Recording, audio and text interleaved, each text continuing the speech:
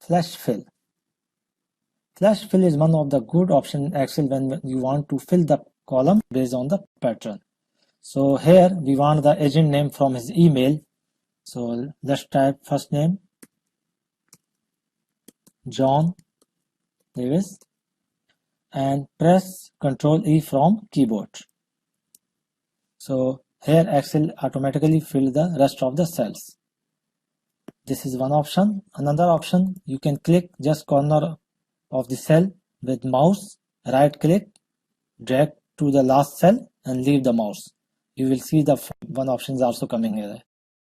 Flash fill. Let's see one more example. Suppose this is product and this is 100 unit price. You want to join them.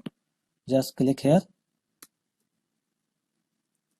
Product 1, 100 and Ctrl E. So you can see there all other cells automatically join based on the pattern.